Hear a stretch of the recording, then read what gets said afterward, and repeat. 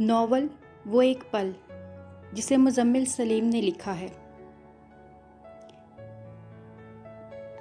ایک لڑکی کی کہانی جس نے اپنی محبت پر اپنے خاندان کی عزت کو ترجیح دی۔ جس طرح ڈگری ہوتی ہے، چاہے اصلی ہو یا نقلی، اسی طرح گھر تو گھر ہوتا ہے، چاہے جس کا بھی ہو۔ دین محمد دودھی کا گھر تو گھر تھا، مگر بقول اماں جی اولاد نے اسے ہنگامہ خانہ بنا دیا تھا۔ تو حضرات، آپ یہ سوچ رہے ہوں گے کہ آخر یہ پٹر پٹر بولتی زبان کس کی ہے؟ کہیں ناشتے میں کوا تو نہیں کھا لیا اس لڑکی نے؟ جی نہیں، بالکل بھی ایسی بات نہیں۔ بولتے رہنا ہمارے بچپن کی عادت ہے، اور عادت کب بدلتی ہے؟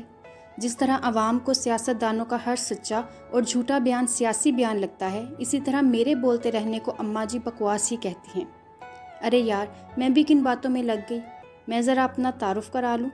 میرا نام فریدہ ہے اور میں لاہور کے ایک خوبصورت محلے کی رہائشی ہوں۔ ہمارا گھر چھوٹا سا مگر خوبصورت ہے۔ والد محترم کا نام دین محمد ہے اور اپنے دودھ کے کاروبار کی وجہ سے دودھی کہلائے جاتے ہیں۔ ابا جی کے ابا جی یعنی میرے دادا کے زمانے سے یہ ہمارا خاندانی کاروبار ہے۔ یہ الگ بات ہے کہ ابا جی اس کاروبار میں ایڈجسٹمنٹ کے قابل ہیں۔ ایڈجسٹمنٹ یعنی 4 کلو دودھ میں سے 2 کلو نکال کر اسے دوبارہ 4 کلو بنا دینا۔ باقی تسی خود سے آنے ہو۔ میرے علاوہ میرے خاندان میں میری چھوٹی بہن ہنیہ ہے جو 18 سال کی ہے اور مجھ سے 4 سال چھوٹی ہے۔ اس حساب سے میری عمر ہو گئی ایڈجسٹمنٹ کر کے صرف 20 سال، ہے نا؟ تیسرے نمبر پہ میرا لاڈلا بھائی احتشام ہے، جس کو بھی غصہ آئے نکلتا اسی پہ ہے۔ اس کے علاوہ خاندان میں اماں جی ہیں جن کو ہر ماں کی طرح اپنی اولاد نکمی لگتی ہے۔ یہ تھا ہمارے خاندان کا مختصر سا تعارف۔ اب میں سونے لگی ہوں، بائے بائے۔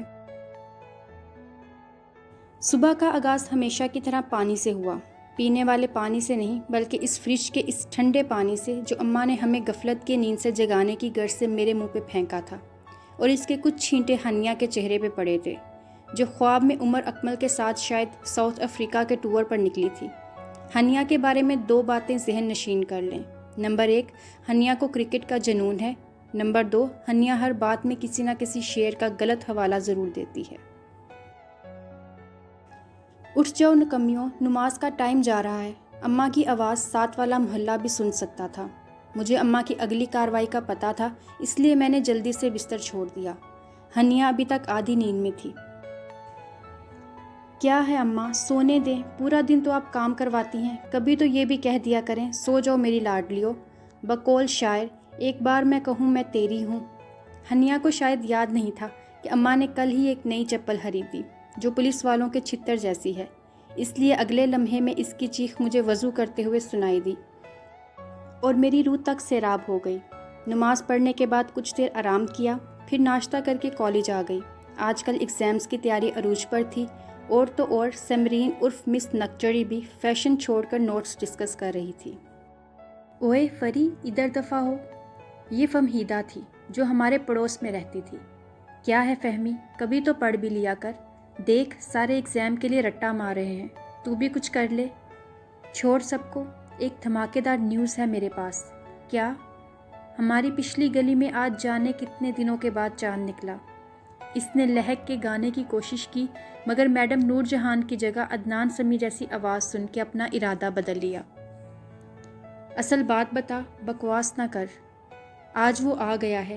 اس نے شرمانے کی ناکام کوشش کی۔ کون؟ تیرا بھائی جو پچھلے سال انگلینڈ گیا تھا؟ مجھے محسن کی یاد آئی۔ فٹے منہ، بھائی نے عید پر آنا ہے، ویسے اس کا بڑا انتظار ہے۔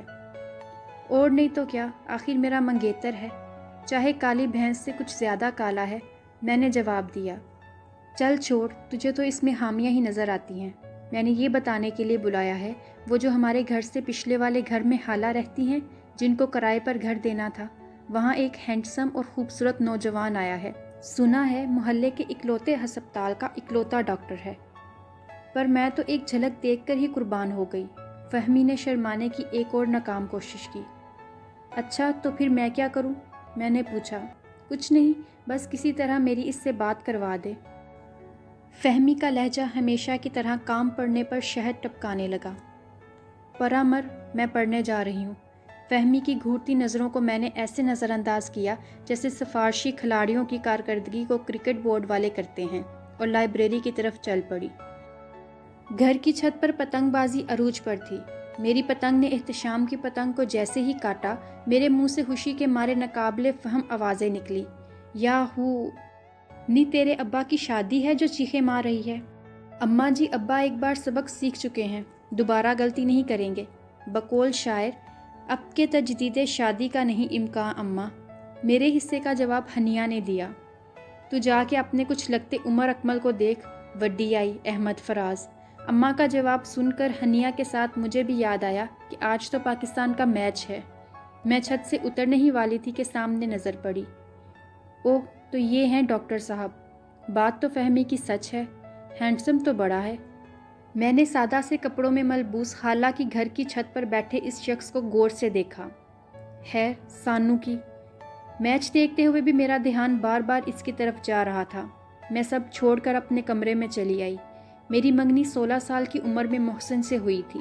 محسن ہمارا رشتہ دار تو نہیں تھا، مگر ابا جی کو بہت پسند کرتا تھا۔ محسن پچھلے سال جاب کے سلسلے میں انگلینڈ چلا گیا تھا۔ محسن کا رنگ سانولا تھا، مگر چہرے کے نقوش پیارے تھے۔ اس کے باوجود بیچارہ اکثر میرے مذاق کا نشانہ بنتا۔ ماضی کے دریچوں میں کھوئی نہ جانے کب میری آنکھ لگ گئی۔ ایگزام سے جان چھوٹتے ہی گھر کے کام گلے پڑ گئے۔ سارا دن کام کر کے تھکن سے برا حال ہو جاتا۔ اس دن موسم نے اثر دکھایا اور زکام کے ساتھ بخار نے گھیر لیا۔ احتشام اور ابو گھر نہیں تھے۔ اماں جی نے پڑوسیوں کے بچے کو بھیج کر ٹیکسی منگوائی اور مجھے لے کر ہسپتال آ گئیں۔ ڈاکٹر چیک کرنے آیا تو دیکھا، ارے یہ تو پڑوس والا ہینڈسم ہے۔ اس مغرور نے ایک بار بھی نظر اٹھا کر نہ دیکھا، بس چپ چاپ چیک اپ کے بعد میڈیسن تجویز کرنے لگا۔ بیٹا، تم وہی ہو نا جو سلمہ کے گھر رہتے ہو؟ اماں نے پہچان بنانے کی کوشش کی۔ جی خالہ، وہی ہوں۔ اور یہ محترمہ موسم کی پرواہ کیے بغیر پتنگ اڑائیں گی تو بخار تو ہوگا۔ لبوں پر ہلکی سی مسکراہٹ لیے اس نے شرارتی لہجے میں جب یہ بات کی تو بے اختیار اس کے چہرے کی طرف دیکھا۔ دل دھڑکنا بھول گیا۔ مسکراہٹ اس کے چہرے پر سج رہی تھی، چہرے پر نرمی کا تاثر، اور عام سرکاری اسپتال کے ڈاکٹروں کے برعکس وہ ذرا بھی تھکا ہوا نہیں لگ رہا تھا۔ میڈیسن لے کر گھر واپس آتے ہوئے اس کا مسکراتا چہرہ جتنا بلانے کی کوشش کرتی اتنا زیادہ یاد آتا۔ دوسرے دن اتوار تھا۔ آرام کر کے تھک گئی تو چھت پر کرسی ڈال کر بیٹھ گئی۔ اس دوران احتشام اور ہنیا اوپر آ گئے۔ کیا بات ہے آپی، کن خیالوں میں گم ہو؟ احتشام قریب بیٹھتے ہوئے بولا۔ کچھ نہیں، لگتا ہے باجی کو جناب کا انتظار ہے جو پرائے دیس میں بیٹھا ہے۔ بقول شاعر، وہ عشق جو انگلینڈ بیٹھ گیا۔ ہنیا عادت سے مجبور تھی۔ کیا ہنیا، ہر وقت ایک ہی بات؟ خدا کے لیے کبھی محسن کا ذکر نہ بھی کیا کرو۔ میرا لہجہ نہ جانے کیوں سخت ہو گیا۔ ہنیا اور احتشام حیران رہ گئے۔ میں اٹھ کر نیچے جانے لگی تو پیچھے سے احتشام کی آواز سنائی دی۔ یہ آپی کو کیا ہوا ہے؟ بخار تو اتر گیا، مگر علاج کرنے والا عجیب طرح کا احساس دے گیا۔ چڑچڑاہٹ نے جیسے گھیر لیا ہو۔ اماں جی بھی اب مجھ سے کم بات کرتی، احتشام اور ہنی بھی دور دور رہتے۔ مجھے سمجھ نہیں آ رہا تھا میرے ساتھ ہو کیا رہا ہے۔ اس دن سب نیچے تھے اور میں چھت پر چلی آئی۔ غیر ارادی طور پر سامنے چھت پر دیکھا تو وہ دکھائی دیا۔ اس نے بھی مجھے دیکھ لیا تھا۔ دور سے ہاتھ ہلا کر وہ قریب چلا آیا۔ کیسی طبیعت ہے آپ کی فریدہ؟ ٹھیک ہوں ڈاکٹر صاحب۔ اسے میرا نام کیسے معلوم ہوا؟ یہ سوچتے ہوئے اس کی طرف دیکھا تو وہ مسکرا کے بولا، ہارون نام ہے میرا۔ ڈاکٹر صرف ہسپتال میں ہوتا ہوں، یہاں انسان ہوں۔ یہ مسکراہٹ شاید اس کے چہرے کا حصہ تھی۔ تو کیا ڈاکٹر انسان نہیں ہوتے؟ جی ہوتے ہیں، مگر لوگ ڈاکٹر کے نام سے ایسے ڈرتے ہیں جیسے چڑیلا ہو۔ میں تو نہیں ڈرتی، اس لیے آئے دن ہسپتال کا چکر کاٹنا پڑتا ہے۔ کیا؟ میں صرف ایک بار گئی ہوں۔ ہاں، مگر ہر وقت دکھائی دیتی ہو۔ اس کے لہجے میں ایسی کوئی بات تھی جس نے مجھے ہلا کر رکھ دیا۔ وہ یہ کہہ کر چلا گیا اور میں اس کو دیکھتی رہی۔ تو کیا وہ بھی؟ اداسی کا یہ پہر طویل ہوتا چلا گیا، پر اکثر جب چھت پر کوئی نہ ہوتا تو وہ چلا آتا۔ نہ جانے کب وہ میرے لیے لازم ہو گیا۔ اس کی باتیں، اس کی عادتیں اور سب سے بڑھ کر اس کی مسکراہٹ، یوں لگتا جیسے میری زندگی کے سب سے خوبصورت لمحے اس کے ساتھ ہیں۔ میں نے اظہار نہیں کیا تھا، مگر اپنے اپنے دل کی حالت سے خوب واقف تھے۔ کبھی کبھی وہ میرا ہاتھ پکڑ لیتا تو اس کا لمس دل میں خوبصورت احساس جگا دیتا۔ دل کی دھڑکن تیز ہو جاتی، مگر خوشی کا یہ وقت بہت مختصر تھا۔ اس شام فہمی نے بتایا کہ محسن آ رہا ہے۔ میں نے ہارون کو اپنے بارے میں سب بتا رکھا تھا۔ جب اسے یہ بتایا کہ محسن واپس آ رہا ہے تو وہ بھی پریشان نظر آنے لگا۔ اب کیا ہوگا فری؟ میرا تو آپ کے بغیر ایک پل بھی گزارا نہیں ہوتا۔ میں کیا کہہ سکتی ہوں ہارون؟ اماں جی نے محسن کے آتے ہی میری تاریخ طے کر دینی ہے اور شاید 1 ماہ کے اندر شادی ہو جائے۔ فری، میری ایک بات مانو گی؟ کیا؟ اس کی بات سن کے میرے ہوش اڑ گئے۔ مگر ہارون، میں کیسے کر سکتی ہوں یہ؟ کیوں نہیں کر سکتی؟ تم اپنا اچھا برا سوچ سکتی ہو۔ اگر نہیں کر سکتی تو میں سمجھوں گا میری اور تمہاری محبت بس ٹائم پاس تھی۔ وہ یہ کہہ کر چلا گیا، لیکن میرے لیے سوچوں کا ایک نیا باب چھوڑ گیا۔ کیا میں ہارون کے لیے اماں، بھائی، ابا اور ہنی سب کو چھوڑ دوں گی؟ کیا میں بے حس بن کر اپنے باپ کی عزت سے کھیل سکتی ہوں؟ کیا میں گھر سے بھاگ سکتی ہوں ایک ایسے شخص کے ساتھ جس کا اور میرا ساتھ صرف 1 ماہ اور کچھ دن کا ہے؟ دل اور دماغ کی یہ جنگ جاری تھی۔ میں اپنے کمرے میں بیٹھی بے دہانی سے کھڑکی سے باہر ہنیا اور احتشام کی لڑائی دیکھ رہی تھی۔ شاید احتشام کی فیورٹ ٹیم جیت گئی تھی، اس لیے ہنیا ہمیشہ کی طرح ہار ماننے کی بجائے بحث پہ اتری ہوئی تھی۔ ہنیا، احتشام، ادھر آؤ۔ میں نے انہیں بلا لیا۔ نہ جانے کیوں مجھے لگ رہا تھا میں ان کے پاس بہت تھوڑے دن ہوں۔ آپی دیکھیں، ہنی آج پھر ہار گئی ہے اور پھر بھی میری شرط پوری نہیں کر رہی۔ احتشام نے آتے ہی شکایت جڑ دی۔ آپی، اس کی شرط تو سنیں۔ بقول شاعر، پوری کریں تو مر نہ جائیں۔ کیا شرط ہے؟ میں نے پوچھا۔ کہتا ہے شعروں کے حوالے نہ دیا کر۔ مجھے ہنسی آ گئی۔ مجھے ہنستا دیکھ کر دونوں ہی خوش ہو گئے۔ آج جانے کتنے دنوں کے بعد ہم یوں مل کر بیٹھے تھے۔ ان سے باتیں کرنے کے دوران میری نگاہوں کے سامنے ہنی، احتشام اور اماں کے چہرے گھومتے تو کبھی ڈاکٹر ہارون کی مسکراہٹ اور باتیں ذہن میں گھومنے لگتیں۔ آخر میں ایک فیصلے پر پہنچ گئی۔ گھر سے رخصتی کا وقت ہر لڑکی کی طرح میری آنکھیں بھی بھگو رہا تھا۔ اماں جی سے لپٹی ہنی اور احتشام سے گلے ملتے اور ابا جی سے ڈھیر ساری محبتیں لے کر آج مجھے پرائے گھر جانا تھا، جہاں ایک شخص میرے لیے ڈھیروں محبتیں لے کر بیٹھا تھا۔ زندگی کی وہ رات مجھے بھول ہی نہیں سکتی جب ڈاکٹر ہارون کے کہنے پر میں اپنے تھوڑے سے کپڑے لے کر اس کمرے میں پہنچی تھی جہاں وہ رہتا تھا۔ اس نے مجھے اگلی رات کو نکلنے کا کہا تھا، مگر یہ سوچ کر آ گئی کہ آج موقع اچھا ہے، سب جلدی سو گئے ہیں، ہم چلے جائیں گے سب سے دور۔ مگر ہارون کے کمرے کا دروازہ کھول کر سامنے جو منظر نظر آیا وہ میری آنکھیں کھولنے کے لیے کافی تھا۔ ہارون کے ساتھ مکان مالکن خالہ سلمہ کی اکلوتی بیٹی شرمناک حالت میں موجود تھی۔ میں نے یہ دیکھ کر اپنی چیخ مشکل سے روکی۔ ہارون کی محبت 1 سیکنڈ میں ختم ہو گئی اور میں واپس اپنے گھر لوٹ آئی۔ میں خدا کی ذات کا جتنی بار شکر کروں کم ہے، جس نے میری اور میرے والدین کی عزت رکھ لی۔